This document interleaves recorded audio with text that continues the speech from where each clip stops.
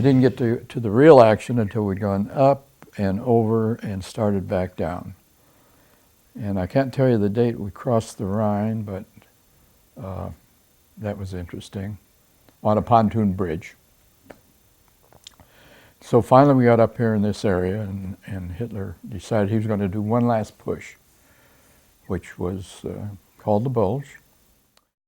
Many things happened. For instance, headquarters company was in the upstairs of a house, sort of a headquarters station, and shell came over and the captain was up there and took that whole upper story out.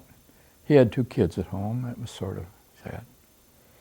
We had a company commander who I believe had been a school principal, and he became a lieutenant colonel, and he'd just go up right when there was firing and everything. He'd walk between the tanks, talk to the guys. He said, if they're going to get me, they're going to get me. And he was outstanding. Being in the service company, those tank companies were up where they were getting blown apart. Hatton was the village or place that was practically flat when we got through.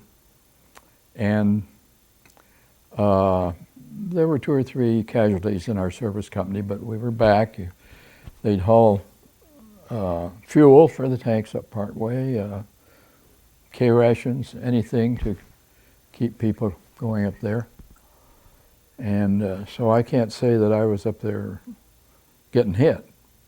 We heard it all the time because you could hear the German 88s and our own 76s. And of course we were standing guard every night. Somebody'd tap you on the shoulder.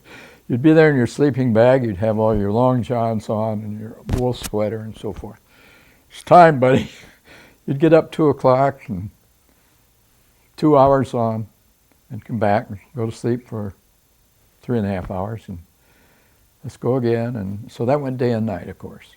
Stand out in the cold, get everything down, carry your weapon, and you never knew what was going to happen.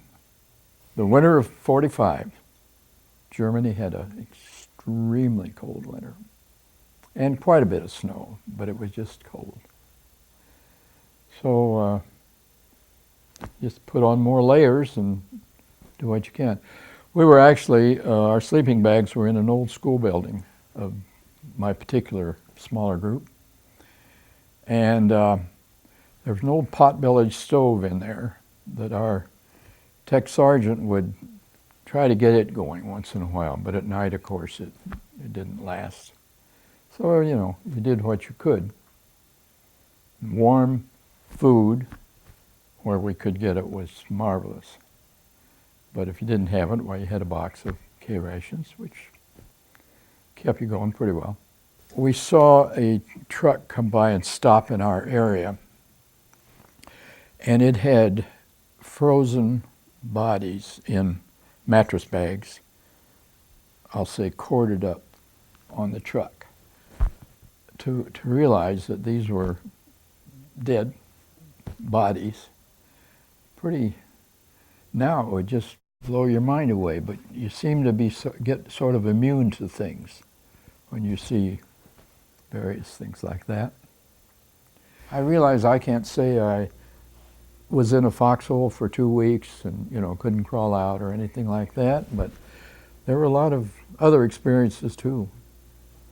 And just a variety. And friends got killed and some were sent back wounded. You didn't know what was going to happen to them, of course. So yeah, I was one of the lucky ones. There were a lot of us, lucky in one way or another.